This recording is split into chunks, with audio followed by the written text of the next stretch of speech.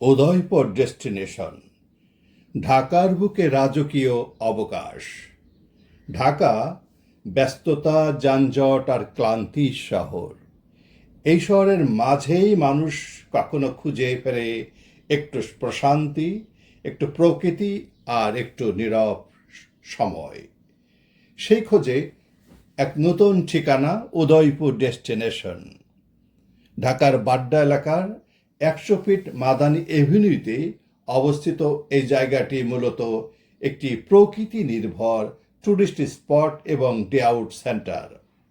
একসময় এই স্থানটি পরিচিত ছিল ঠিকানা ডে আউটস নামে, যেখানে মানুষ আসত শহরের কোলাহল থেকে একটু দূরে গিয়ে প্রকৃতির মাঝে সময় কাটাতে। তার চারপাশে ছিল গ্রামীণ আবহাওয়া, সবুজ গাছপালা, খোলা মাঠ আর শান্ত পরিবেশের সরল সৌন্দর্য। কিন্তু সময়ের সাথে সেই চিরচেনা জায়গাটি নতুন রূপে ফিরে এসেছে।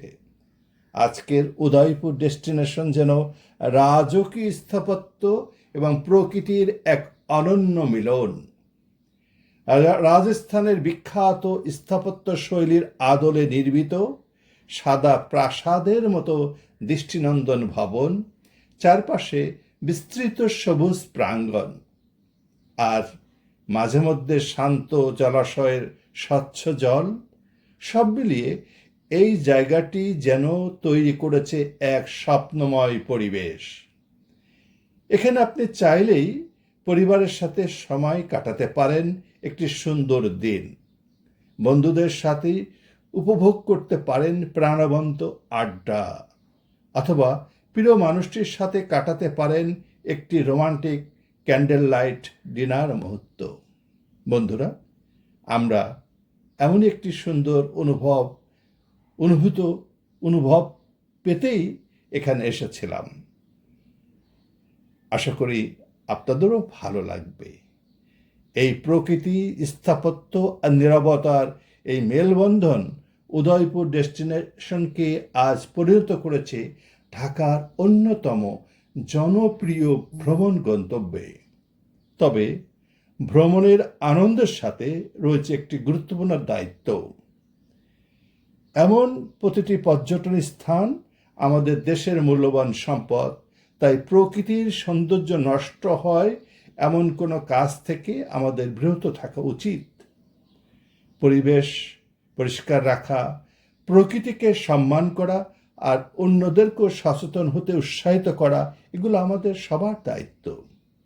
আর ভ্রমণের আগে অবশ্যই বর্তমান তথ্য জেনে পরিকল্পনা করবেন, কারণ সময়ের সাথে হোটেল, রিসোর্ট কিংবা যানবাহনের খরচ পরিবর্তিত হতে পারে। ভ্রমণ শুধু নতুন জায়গা দেখায় না, ভ্রমণ মানে নতুন অনুভূতি, নতুন স্মৃতি আর প্রকৃতির সাথে একটু গভীরভাবে যুক্ত হয়ে যাওয়া। বন্ধুরা, সময় পেলে একদিন ঘুরে আসতে পারেন।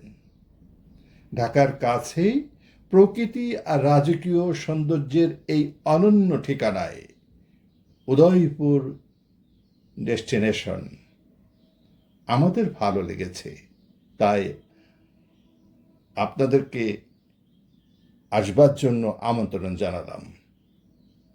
আজ এ পর্যন্তই। ভালো থাকুন, সুস্থ থাকুন।